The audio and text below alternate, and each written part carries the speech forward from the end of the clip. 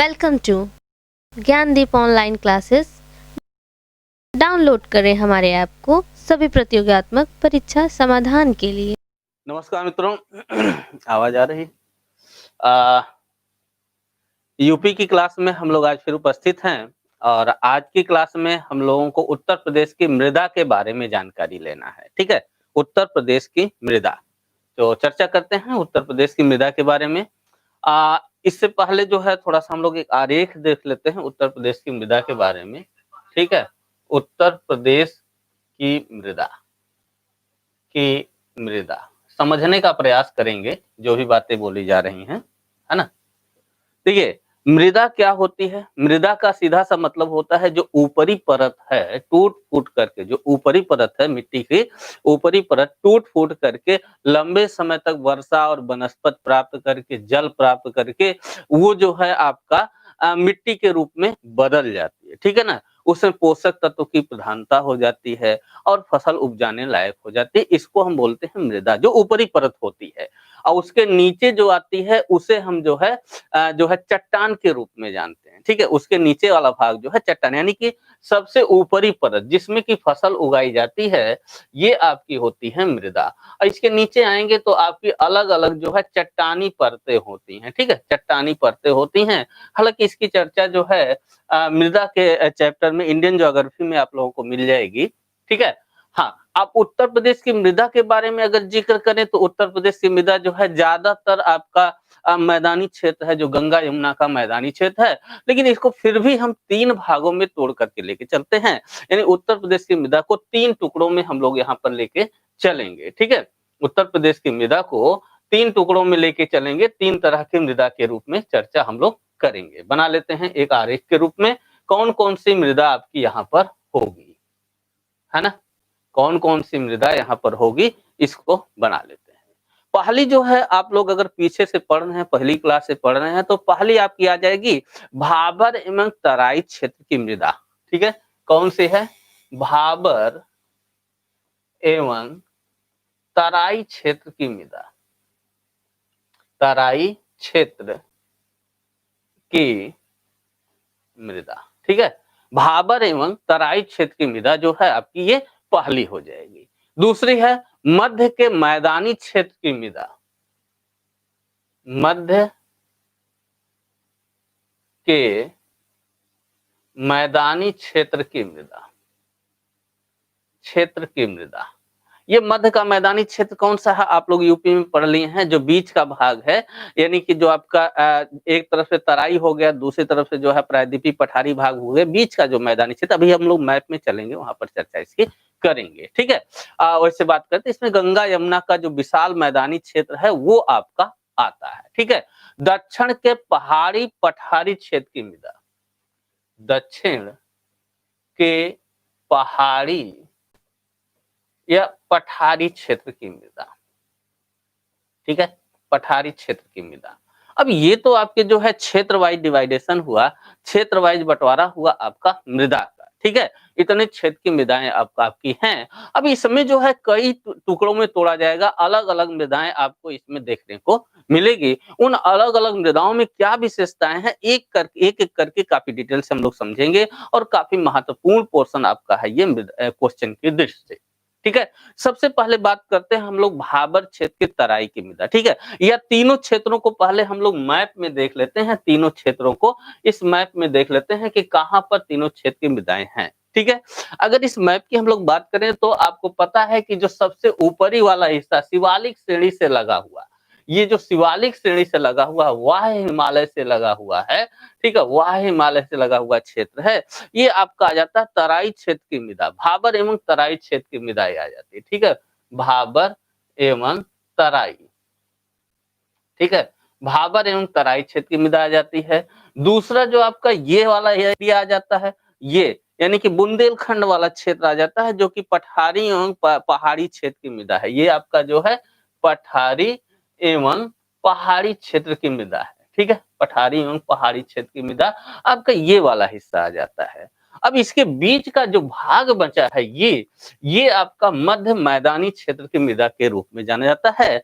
अगर इसकी बात करें टोटल तो ये आपका जो है गंगा यमुना ब्रह्मपुत्र, गंगा यमुना का मैदानी क्षेत्र, ब्रह्मपुत्र नहीं, गंगा यमुना का मैदानी क्षेत्र है, जिसकी सहायक नदियां और खुद गंगा नदियां और गंगा यमुना का जो नदियां, सहायक नदियां, उनसे जो निक्षेप हुआ है, यानी जो अवसाद ला करके निक्षेपित किया गया है, उससे बनी हुई मृदा आपकी इसमें है।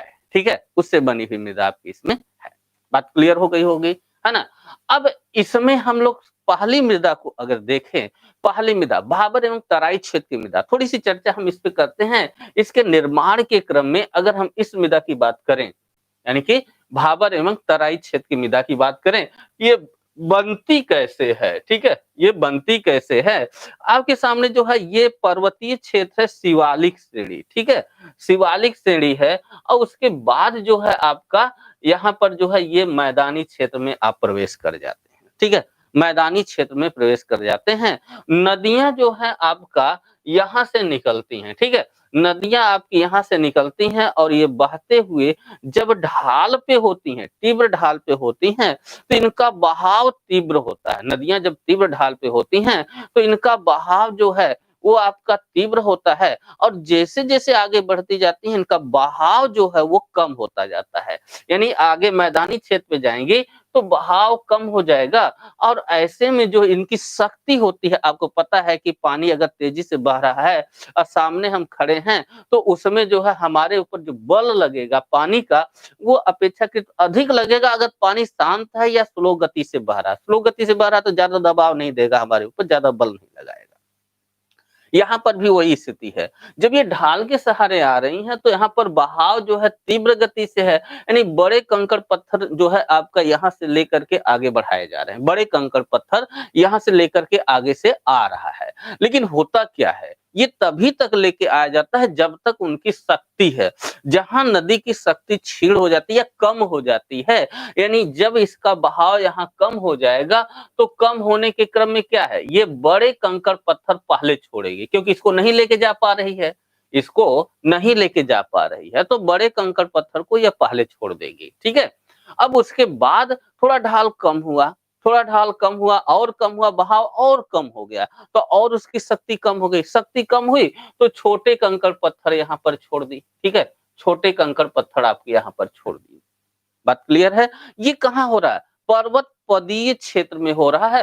पर्वत के पैर में, ये पर्वतीय भाग है, ठीक है, पर्वत के पैर में पदीय क्षेत्र में हो रहा है। इसके बाद इसका बहाव कम होता जाएगा, और जैसे जैसे बहाव कम होगा वैसे वैसे जो है इसकी शक्ति घटेगी, और शक्ति घटेगी तो छोड़ने की क्षमता, छोड़ने की बात जो है वो घटती चली, छोड़ने की बात जो है यानी कि मृदा को छोड़ना उसका ज्यादा हो जाएगा, ज्यादा कुछ लेके बहा करके आगे नहीं जा पाएगी। ठीक है, तो ये स्थिति होती है। तो इसमें जो बड़े कंकड़ पत्थर वाले क्षेत्र हैं, ठीक है, ये जो बड़े कंकड़ पत्थर वाले क्षेत्र है इसको हम बोलते हैं भाबर। ठीक है, भाबर, और इसके बाद जो छोड़ा गया रहता महीन कण, इसको बोलते हैं तराई। तो भाबर और तराई की उपस्थिति कहाँ हो जाती है, भाबर और तराई की उपस्थिति कहाँ पर हो जाती है, तो भाबर और तराई की उपस्थिति जो है आपके पर्वतीय क्षेत्रों में होती, पर्वत पदीय क्षेत्रों में होती, जो पर्वत का पैर क्षेत्र है उस पर होती है।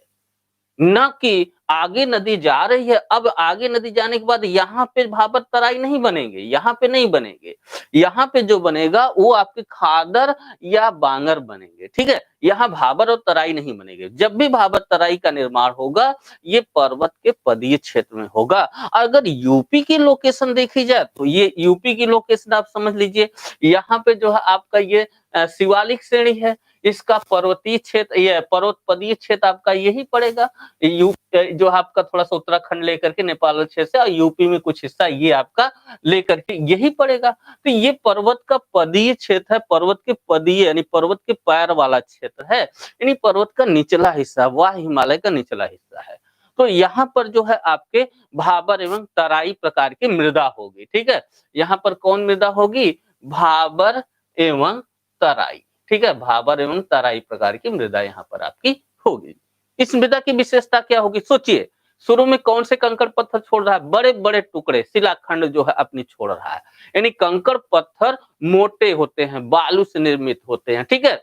अब यहाँ पर जो बड़े-बड़े शिलाखंड, बड़े-बड़े कंकड़ पत्थर जो छोड़ रहा है, तो ऐसा होता है कि जब नदी यहाँ से होके गुजरती है, फिर से आते हैं इसी में, जब यहाँ से नदी होके गुजरती है, तो नदी का जो पानी है वो कुछ इसी कंकड़ पत्थर में विलीन हो जाता है, इसी कंकड़ पत्थर के बीच विलीन हो जाता है। अब इस नदी को पार करना है तो इस पत्थर के ऊपर से होकर के हम आराम से पार कर सकते हैं, क्योंकि पूरी नदी भर जो है पत्थर ही पत्थर आपका दिखेगा, ठीक है? तो पत्थर ही पत्थर दिखेगा, पत्थर पर पैर रख करके हम निकल जा सकते हैं। नदी वहां नहीं दिखेगी, लगेगा कि नहीं कि हाँ नदी बह रही है, बल्कि पत्थरों के बीच में जो है हल्का झिरझिरी टाइप का जो है पानी बहता हुआ आगे जाता हुआ दिखेगा।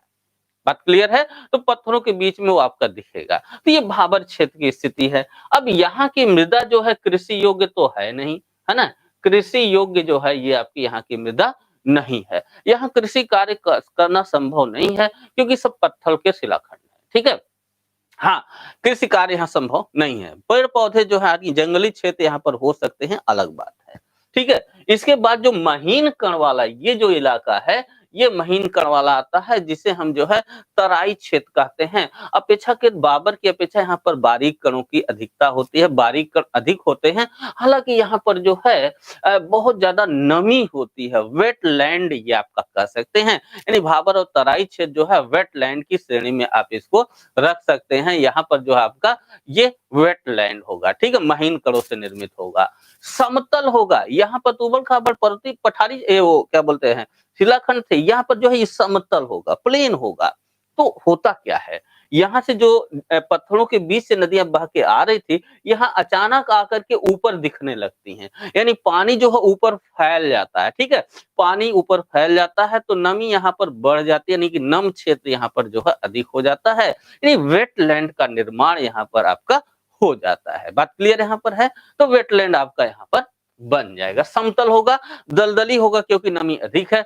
ये भी कृषि के लिए बहुत अच्छी मिट्टी नहीं है, लेकिन क्या है कि पानी वाली जो फसलें हैं वो आपकी यहाँ पर अच्छी तरीके से उपजा ली जाती है। नमस्कार, ठीक है? अच्छी तरह से वो उपजा ली जाती है। अब कौन सी है पानी वाली जो फसलें? जैसे आपका हो गया धान हो गया, गन्ना हो गया। यानी कि तराई क्षेत्र में जो है धान एवं गन्ना की फसल जो है अच्छी हो जाती है। यानी अगर हम मैप के परिप्रेक्ष्य में देखें तो आपको पता है कि ये वाला जो है तराई क्षेत्र है, यहाँ पर जो है धान एवं गन्ना की फसल जो है आपकी अच्छी हो जाती है। धान और गन्ना, ठीक है? धान की फसल और गन्ना की फसल जो है आपकी यहाँ पर अच्छी हो जाएगी, ये तराई वाले क्षेत्र में। बात इतनी क्लियर हो गई होगी, है ना? इसके बाद दूसरी में हाँ, एक चीज और यहीं पर बता दें, एक चीज और यहीं पर फिगर से ही समझा दे रहे हैं। जो नदी यहाँ विलुप्त हो रही है, यहाँ दिखने लग रही है, पानी का फैलाव हो जा रहा, वेटलैंड है। एक चीज आप यहाँ सोचिए, जब नदी यहाँ दिख रही है तो नदी का जल स्तर जो होता है ये ऊपर होता है, बहुत नीचे गहराई में जल स्तर जो है नहीं होता है। जल स्तर जो है ये आपका ऊपर होता है, ठीक है? और जल स्तर ऊपर होने की वजह से क्या है, अगर यहाँ पर थोड़ी-सी खुदाई कर दें, थोड़ी-सी खुदाई कर दें तो नीचे से पानी आने लगता है। थोड़ी-सी खुदाई कर दें तो नीचे से पानी आने लगता है। याद करिए कि क्वेश्चन यूपी आयोग पूछ चुका है पाताल तोड़ कुआं का, ठीक है? तो तराई क्षेत्र में आपके जो है पाताल तोड़ कुआं मिलता है, याद रखिएगा इस चीज को, ठीक है? तराई क्षेत्र में पाताल तोड़ कुआं मिलता है। बात क्लियर है? इस चीज को आप याद रखिएगा, ठीक है? इसके बाद अगली मृदा की तरफ चलते हैं। तो अगली मृदा जो हम लेंगे मध्य मैदानी क्षेत्र की मृदा को लेंगे, ठीक है? मध्य मैदानी क्षेत्र की मृदा। मध्य मैदानी क्षेत्र की मृदा का विस्तार कहाँ पर आप पाएंगे? तो मध्य मैदानी क्षेत्र की मृदा के रूप में आपको ये पता है कि ऊपर से तराई निकाल दीजिए, नीचे से ये पठारी वाली निकाल दीजिए, ये मध्य मैदानी क्षेत्र की मृदा हो गई। यहाँ पर किससे बनी हुई है भाई? नदियों द्वारा निर्मित है, नदियों द्वारा। विशाल गंगा यमुना का जो है मैदानी क्षेत्र है, इसका निर्माण जो है प्लीस्टोसीन युग से लेकर अब तक, कब से भाई? तो प्लीस्टोसीन, ठीक है? प्लीस्टोसीन, है ना? प्लीस्टोसीन युग से लेकर अब तक, है ना? अब तक नदी निक्षेपण से, नदी जो अपना अवसाद लेके आई है उसके निक्षेपण से हुआ है। उसके निक्षेपण से हुआ है। चूंकि बारीक कण तो तराई में छूट गए, यहाँ पर पर्वतीय क्षेत्र में जो है नदी यहाँ से आ रही हो तो बारीक कण तो यहीं छोड़ दिया गया, तराई में ही छोड़ दिया गया बारीक कण, लेकिन उससे जो बारीक है या बीच में कहीं से मिल गए कण है, ठीक है, उससे बारीक और जो बीच में कण मिल गए उनका निक्षेप इन क्षेत्रों में हुआ है, काफी बारीक है। एक तरह से कह दे तो बारीक का मतलब कीचड़ हो जाता है यहाँ पे, ठीक है। तो यहाँ पर कीचड़ यानी कि जलोढ़, कछारी मृदा भी कहते हैं, यानी कीचड़ जो आपका यहाँ बालू के कण और कीचड़ ये सब जो है यहाँ पर जमा हो गए हैं नदियों के किनारे। कैसे जमा हुए हैं इस चीज को भी हम लोग समझते हैं। देखिए, मान लीजिए कि यहाँ पर जो है नदी बह रही हो, ठीक है, ये नदी बह रही हो, है ना, और चारों तरफ जो है इसके चारों तरफ हम किनारा बना दे, ठीक है, ये किनारा हो गया, बीच से जो है आपकी ये नदी बह रही है, ठीक है, यहाँ पर पानी जो है नदी का बह रहा है। अभी तो नॉर्मल बह रहा है, लेकिन बरसात जैसे आएगी वैसे ही ये जो है आपका चारों तरफ पानी बढ़ गया, यानी कि बाढ़ आ गई, है ना, इन क्षेत्रों में बाढ़ आ गई। बात क्लियर है। तो बाढ़ आने पे आप लोग देखते हैं कि जो बाहर की तरफ पानी फैलता है उसमें बहुत ज्यादा बहाव नहीं होता है। जो बाहर की तरफ पानी फैलता है यानी कि इधर पानी फैलता है उससे बहाव नहीं होता, बीच में होगा, लेकिन इधर इधर आपके जो है पानी में बहाव आपके नहीं मिलेगा। तो क्या होगा, जो अपने साथ बारीक कण लाई है नदी, वह बारीक कण यहीं का यहीं निक्षेपित कर देगी। यहीं पर जो है बारीक कण कीचड़ व ये सब जो है बालू के कण हो गए, कीचड़ हो गए, ठीक है, कीचड़ भी हो सकते हैं। आप नदियों के किनारे चले जाइए, बाढ़ आई हो तो बाद में आप देखेंगे तो हाथ पर पानी तो हट जाता लेकिन कीचड़ पड़ा रहता है ना, तो वो कीचड़ हो गए, ये सब चीजें जो है यहाँ पर निक्षेपित कर देती है, ठीक है। अब फिर से नदी आ गई अपने मेन धारा में आ गई, ठीक है। ये हर साल की प्रक्रिया है, ये हर साल की प्रक्रिया है। जलोढ़ और कीचड़ वहां पर आपका इकट्ठा करती चली जाती है, लेकिन होता यह भी है कि ये नदी आज यहाँ बह रही है, कल की डेट में खिसकते खिसकते जो है यहाँ आ गई, तो यहाँ तक अब बाढ़ नहीं जा रही है, बाढ़ यहीं तक जा रही है। यानी जो कल बाढ़ जा रही थी आज बाढ़ नहीं जा रही है। तो वो कभी बनी थी नदी से ही बनी थी, लेकिन आज जो है नदी से नहीं बनी है, तो वो अलग मृदा हो गई, है ना। नदी निर्मित ही है लेकिन मृदा जो है आपकी अलग हो गई, ठीक है। तो इस तरह की जो मृदा होती है इसे हम जलोढ़ मृदा के नाम से जानते हैं, ठीक है। जलोढ़ मृदा या इसे ही जो हम कछारी मृदा के नाम से भी जानते हैं। कीचड़ मृदा, जलोढ़ मृदा, कछारी मृदा कहते हैं, या इसी को हम जो है कांप मृदा के नाम से भी जानते हैं। कांप मृदा याद रखिएगा, कई नाम है, ठीक है, नाम से थोड़ा सा डाउट ना हो, ठीक है। कांप मृदा के नाम से भी हम इसे ही जानते हैं। क्या क्या नाम है, जलोढ़ मृदा कह लीजिए, कछारी मृदा कह लीजिए, भाट मृदा, भाट मृदा भी इसे कहते हैं, कांप मृदा भी कहते हैं, कांप से निर्मित है, कीचड़ बालू से निर्मित है, ठीक है। मृदा अधिक गहरी एवं विकसित है, अधिक गहरी एवं विकसित है ये, ठीक है, विकसित है। जो आपकी यहाँ पर अगर ये जो आपकी यहाँ की बात की जाए, यानी कि जो गंगा ब्रह्मपुत्र गंगा यमुना का मैदानी क्षेत्र है, क्योंकि आपको पता है कि इस क्षेत्र में जो है पहले टेथिस सागर हुआ करता था, और उस सागर में यही मृदा आकर के निक्षेप होते होते धीरे धीरे आज मैदान बन गया है, ठीक है। तो यहाँ पर जो मृदा है वो काफी गहरी है और विकसित है, ठीक है। पोटास एवं चूना की यहाँ पर प्रचुरता है। किसकी किसकी प्रचुरता है भाई, पोटास और चूना, ठीक है। पोटास चूना की जो है यहाँ पर इस मृदा में, यानी कि जो आपके मध्य मैदानी क्षेत्र की मृदा है इसमें प्रचुरता है, ठीक है। फास्फोरस नाइट्रोजन का अभाव है, इसलिए खेत में अगर फास्फोरस और नाइट्रोजन डाल दिया जाए तो इससे जो है अच्छी फसल यहाँ पर ली जा सकती है, ठीक है। अब इनकी विशेषता के आधार पर जो है हम इन्हें दो भागों में फिलहाल बांटते हैं, ठीक है। हालांकि ये तीन भाग में होगा, दो भाग की बात नहीं करेंगे, तीन भाग, लेकिन अभी हम फिलहाल जो है दो भागों में बांटते हैं, और इन्हीं दो भागों से तीसरा भाग निकल कर आएगा। नमस्कार विजय जी, नमस्कार, ठीक है। तीसरा इन्हीं से निकल करके आएगा, तो समझेंगे इस मृदा में क्या है, यानी कि मध्य मैदानी क्षेत्र की मृदा, मध्य मैदानी क्षेत्र की मृदा, ठीक है, क्षेत्र की मृदा, है ना, क्षेत्र की मृदा। इसे जो है हम जो है दो भागों में डिवाइड करते हैं। कौन कौन से दो भाग लेके चलेंगे भाई, एक तो आपकी हो जाएगी खादर या कछारी या नवीन जलोढ़, ठीक है। क्या है यहाँ पर, खादर या कह दीजिए कछारी या नवीन जलोढ़, नवीन जलोढ़, ठीक है, नवीन जलोढ़ मृदा, है ना। खादर कछारी या नवीन जलोढ़ मृदा, ठीक है, नवीन जलोढ़ मृदा, ठीक है। दूसरा क्या होगा, बांगर या पुरानी जलोढ़, दूसरा क्या होगा यहाँ पर, बांगर या पुरानी जलोढ़, है ना, पुरानी जलोढ़, ठीक है, जलोढ़, ये दूसरा होगा। पहली नवीन खादर जलोढ़ है, दूसरी पुरानी जलोढ़ है, बांगर जलोढ़ इसे हम कहते हैं, ठीक है, ये आपका है। अच्छा, अब इसकी विशेषता के बारे में समझिए। ये जो आपका नवीन खादर वाली है, ये जब भी होगी, ये नदी जो बह रही है, नदी के आस-पास के ही क्षेत्रों में ये मिलेगी, ठीक है, नदी के आस-पास के ही क्षेत्रों में मिलेगी। नवीन जलोढ़ कह रहा है ना, ये वह जलोढ़ होता है जहां हर साल बाढ़ का पानी जाता है, हर साल बाढ़ का पानी जाता है, नदी बाढ़ पे आती है हर साल, और यहाँ पर जो है हर साल बाढ़ का पानी जाएगा, हर साल नया निक्षेप यहाँ पर करता है। तो ये जो नया निक्षेप होता है, ये आपकी नवीन जलोढ़ हो जाती है। इसे जो है हम खादर के नाम से जानते हैं। आपको पता है, जब आपका हर साल निक्षेप हो रहा है, हर साल जीवाश्म जो है नदी द्वारा लाए जा रहे हैं, और हर साल जीवाश्म ला करके, उर्वरता ला करके उस क्षेत्र में निक्षेपित कर दी जाती है, ठीक है, उर्वरता लाकर, यानी जीवाश्म और नई मिट्टी खेत में यानी क्षेत्र में जो हर साल पाट दी जाती है। तो मतलब क्या, उपजाऊपन इसका बहुत ज्यादा होगा, यानी इन सभी मृदाओं में जो है ये सबसे अधिक उपजाऊ होती है, ठीक है, सबसे अधिक उपजाऊ होती है।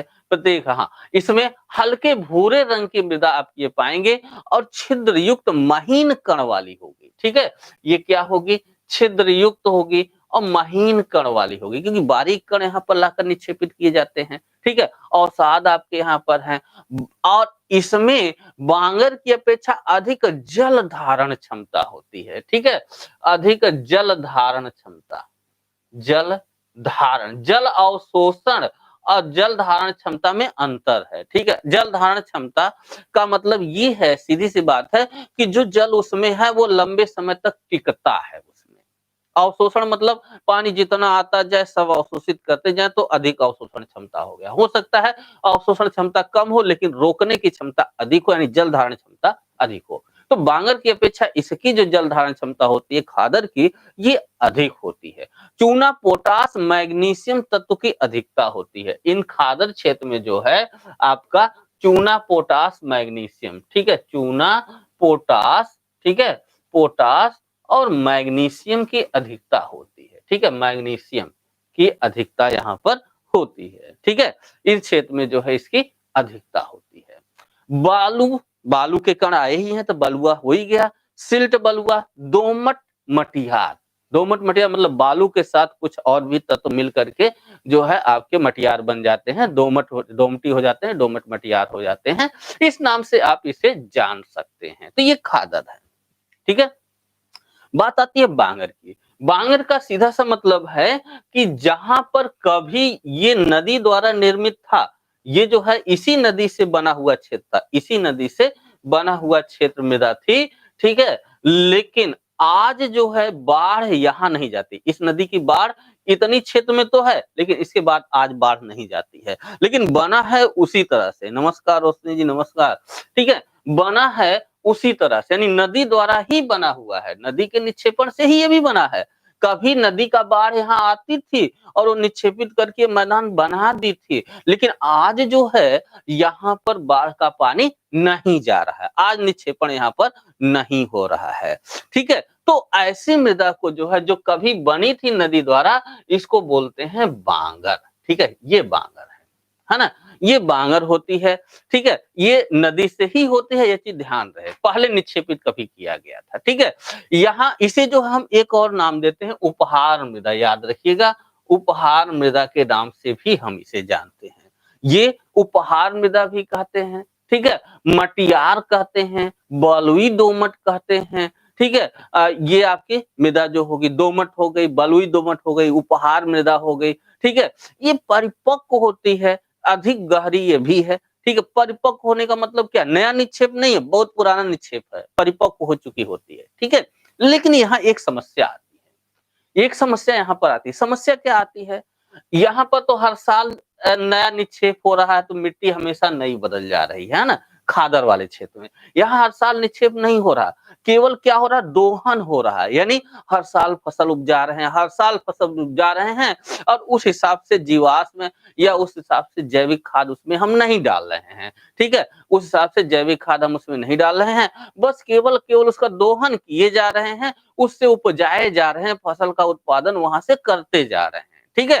तो ऐसे में क्या होगा, धीरे-धीरे इसका उपजाऊपन खत्म हो जाएगा, ठीक है? निरंतर दोहन से उर्वरता धीरे-धीरे इसकी खत्म होती जा रही है, शक्ति कमजोर होती जा रही है और यही वजह है कि इसमें जो है यानी बांगर में जो है अधिक उर्वरक देने की जरूरत पड़ती है, ठीक है? बांगर मृदा में जो है इसीलिए यहाँ पर अधिक उर्वरक देने की जरूरत पड़ती है, ठीक है? इसमें अधिक उर्वरक देने की जरूरत पड़ती है। एक तीसरी प्रकार की मृदा की हम लोग चर्चा करेंगे जिसे हम लोग कहते हैं लवणीय मृदा, ठीक है?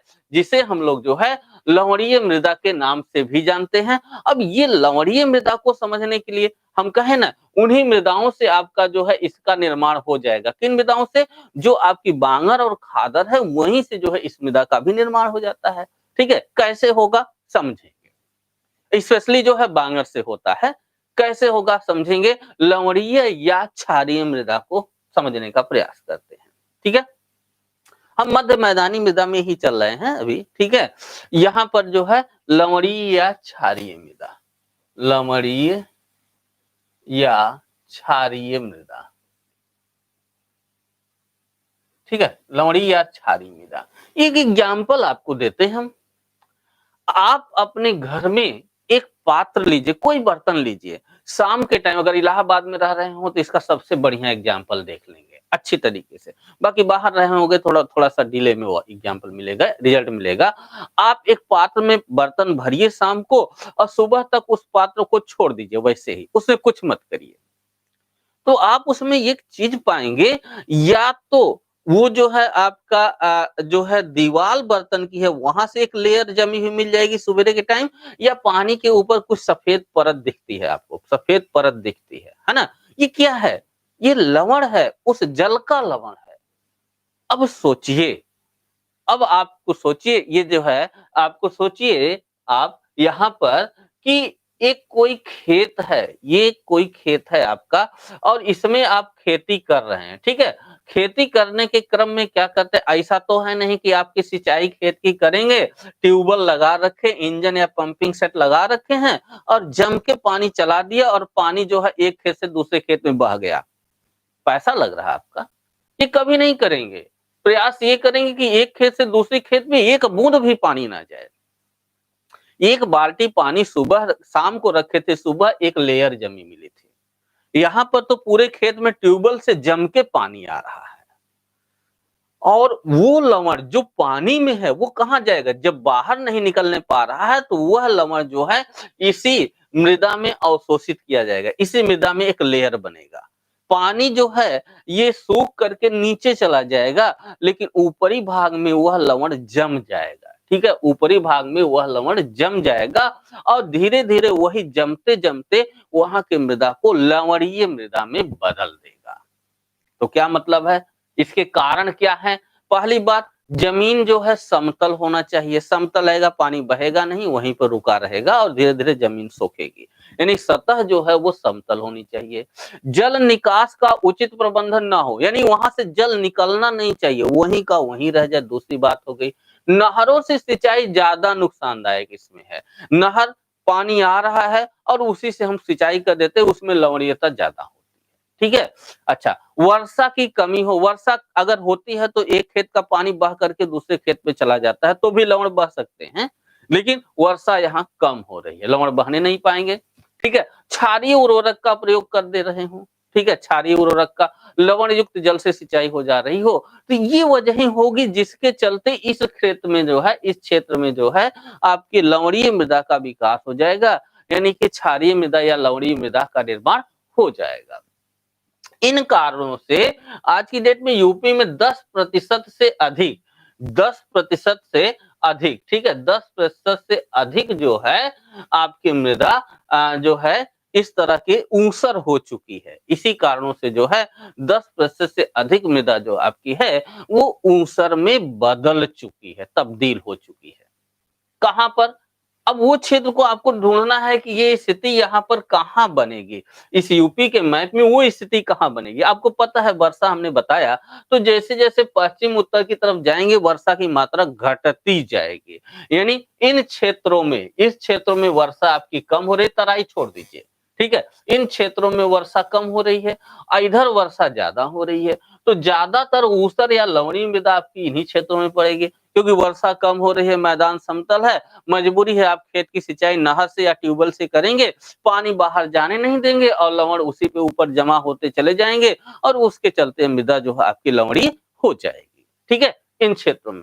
तो कौन सा एरिया आ गया? मैनपुरी, इटावा, उन्नाव, कानपुर, एटा, रायबरेली, सुल्तानपुर, प्रतापगढ़, जौनपुर, इलाहाबाद, अलीगढ़, जितना नाम ले सकते हैं इधर का आप नाम ले लीजिए। ठीक है, इधर का नाम आप उतना ले लीजिए, कोई टेंशन नहीं है। यानी आप यहाँ से आप देख लीजिए, सहारनपुर का निचला हिस्सा ले लीजिए, गाजियाबाद, मुरादाबाद, ये निचला हिस्सा बुलंदशहर हो गया, अलीगढ़ हो गया, ठीक है, हाथरस हो गया, मथुरा हो गया, आगरा है, ठीक है, मैनपुरी है, फतेहपुर है, बदायूं ले लीजिए, ठीक है, इधर इटावा ले लीजिए, औरैया ले लीजिए, कानपुर, लखनऊ, ठीक है, रायबरेली, फतेहपुर, ठीक है, इधर आ जाइए कौशाम्बी, इलाहाबाद, ये पूरा बेल्ट जो है आपका ये। लेकिन याद रहे वही क्षेत्र जहां पर वर्षा कम हो रही है, अब पानी रुक रहा है, खेत की सिंचाई हम जो है ट्यूबवेल या अन्य तरीके से कर रहे हैं, उसी क्षेत्र की बात हम लोग यहाँ पर करेंगे। ठीक है, तो उन क्षेत्रों में जो है आपकी इस तरह की मृदा मिल जाएगी। ठीक है, इसे जो है जो ये आपका ऊसर या रेह या जो आप बन रही है लवणीय मृदा बन रही है, इसे एक नाम दिया जाता है ऊसर भूमि को, रेह या कल्लर। ठीक है, एक नाम और इसे दिया जाता है, यानी ऊसर भूमि क्षेत्र को जो है इस तरह के ऊसर भूमि क्षेत्र को, यानी ऊसर हो गया, यानी इसे हम जो है ऊसर भी कह सकते हैं, और जो है आपका ऊसर या आप इसे रेह कह लीजिए या इसे जो है कल्लर नाम दे दीजिए। ठीक है, रेह, कल्लर या ऊसर के नाम से भी जानते हैं।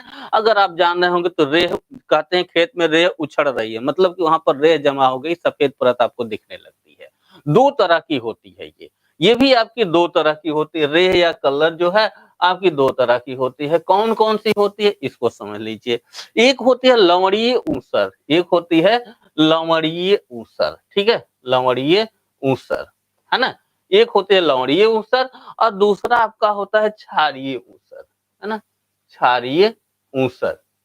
ठीक है, एक लवणीय ऊसर होती है, दूसरी जो है आपकी क्षारीय ऊसर होती है। नाम से स्पष्ट है, जिसमें लवण की मात्रा अधिक होगी वह लवणीय ऊसर होगी। लवण मतलब अम्ल क्षार का संतुलन मिलने से लवण का निर्माण होता है। इसमें सोडियम, पोटेशियम, कैल्शियम, इसमें क्या है, सोडियम, पोटेशियम और कैल्शियम। ठीक है, यानी लवणीय मृदा में जो है सोडियम, पोटेशियम, कैल्शियम की मात्रा अधिक होती है। इसकी मात्रा जो है आपके यहाँ पर अधिक होती है, सोडियम, पोटेशियम, कैल्शियम की। ठीक है, भूमि की सतह जो यहाँ की होती है वो आपकी जो है सतह जो है ये आपकी सफेद होगी। ठीक है, सतह जो है आपकी इसमें सफेद होगी। बात क्लियर है। अब पीएच मान जो है इसका, पीएच मान जो है 8.5 होता है, यानी क्षारीय ही होगी, लवणीय टाइप की है। ठीक है, 7.5 या उससे ऊपर जो है क्षारीय होती है, नीचे आते हैं तो जो है लवणीय अम्लीय हो जाती है। तो इसका 8.5 पीएच मान होगा। ठीक है, लवणीय मृदा। क्षारीय ऊसर मृदा, क्षारीय ऊसर, इसमें क्षारीयता के गुण ज्यादा होंगे। ठीक है, रेह युक्त क्षारीय ऊसर इसके साथ लिए जाते हैं। ठीक है, रेह युक्त ऊसर, ठीक है, रेह युक्त ऊसर जो है इसके अंतर्गत आपके लिए जाते हैं। ठीक है, भूमि की सतह पर सोडियम लवण की मात्रा होती है, सोडियम लवण की यहाँ पर अधिकता होती है और इसके चलते इसकी सतह जो है आपकी काली होती है, यानी काली सतह आपकी यहाँ पर देखने को मिल जाती है। इसका पीएच मान जो होता है 8.5 से अधिक होता है, इसका पीएच मान 8.5 से अधिक होता है। बात इतनी क्लियर हो गई होगी, है ना। इसके बाद आपकी बचती है मरुस्थलीय मृदा और पर्वतीय मृदा, जिसकी चर्चा हम लोग अगली क्लास में करेंगे। यानी फिर कल 9 बजे आपकी इसी समय जो है फिर से क्लास लेंगे और उसमें जो है इसकी चर्चा हम लोग करेंगे। तो मिलते हैं हम फिर कल।